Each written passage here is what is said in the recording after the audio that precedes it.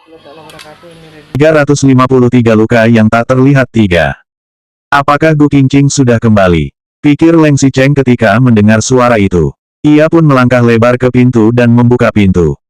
Kak, kamu yakin di sini? Bukannya ini ruang rawat? Apakah kakak Xicheng sakit? Ternyata suara wanita yang datang dari luar pintu adalah Su Zijin dan Su Zipi.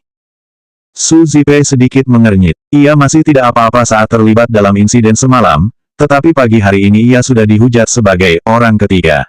Sekelompok besar orang mengomentari profil Weibo Su Zipe secara gila-gilaan dan bersikeras untuk mengangkat topik, orang ketiga Su Zipe menjadi berita utama. Su Zipe datang mencari Leng Xicheng untuk berkomunikasi. Namun, Leng Xicheng tetap memasang ekspresi acuh tak acuh. Jika Su Zipe memang ingin ikut campur dalam hubungan pernikahan orang lain, ia tidak apa-apa dihujat sebagai orang ketiga. Masalahnya, ia tidak melakukannya. Masalah belum diselesaikan pada siang hari. Su Zipe segera bergegas ke gedung grup Leng dan menunggu sepanjang hari, tetapi Leng Xicheng tidak kunjung datang. Setelah waktu yang lama, baru ia mendapat kabar bahwa Leng Xicheng berada di ruang rawat VIP di rumah sakit afiliasi. Kebetulan sepupu perempuannya datang mencarinya, jadi mereka berdua datang bersama. Begitu Su Zijin menyelesaikan kata-katanya, ia langsung melihat Leng Xicheng membuka pintu dan menjulurkan kepalanya dengan ekspresi khawatir.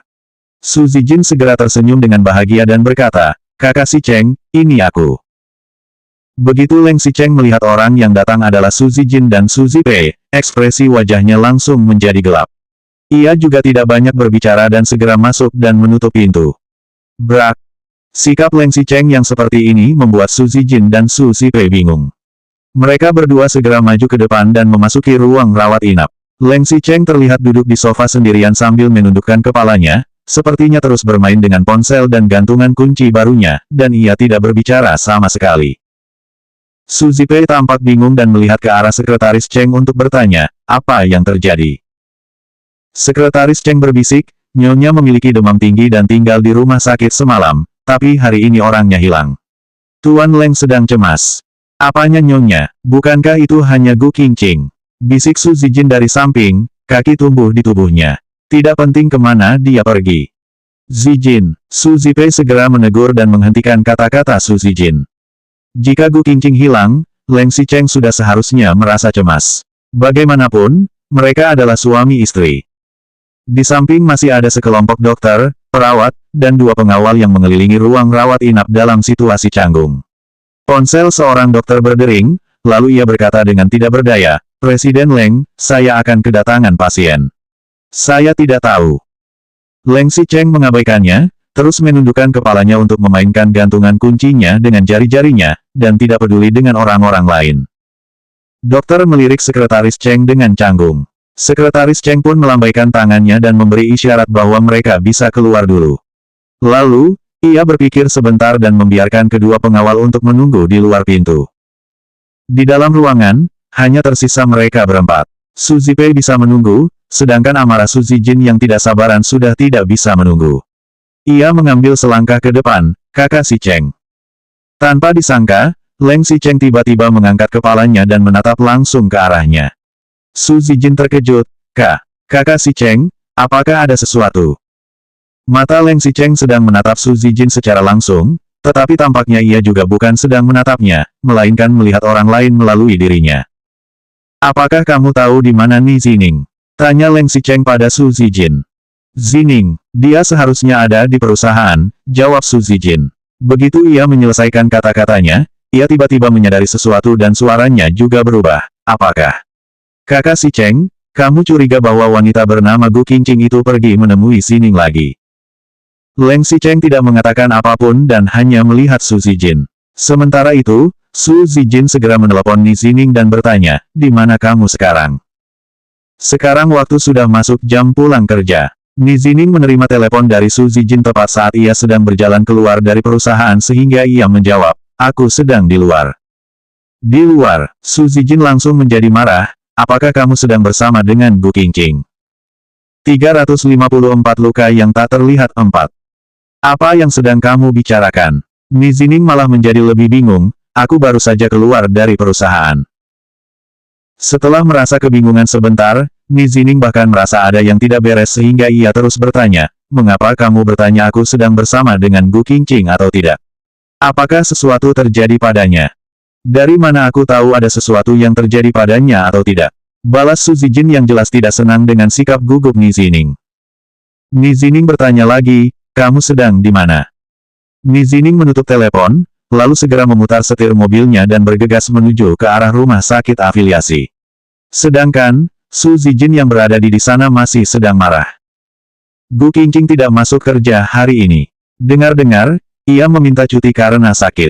Ia juga menggunakan kesempatan ini untuk pulang lebih awal. Bagaimanapun, bahkan jika Gu Qingqing tidak bekerja dengan baik, untuk apa lagi ia bekerja? Di jam-jam seperti ini, Gu Qingqing tidak mungkin akan pergi ke perusahaan juga.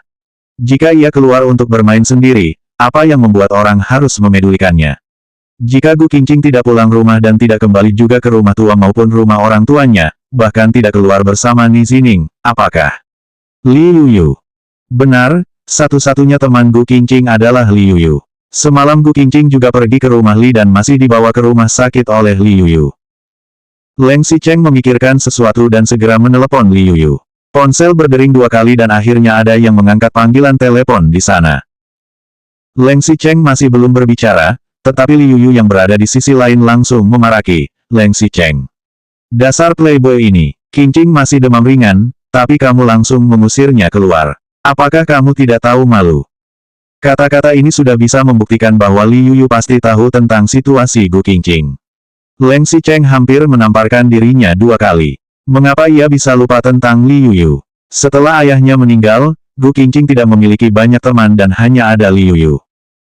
Sekarang Li Yuyu memarahinya seperti ini dan Leng Xicheng juga tidak marah sama sekali. Ia hanya bertanya karena ingin tahu, apakah Gu Qingqing ada di tempatmu?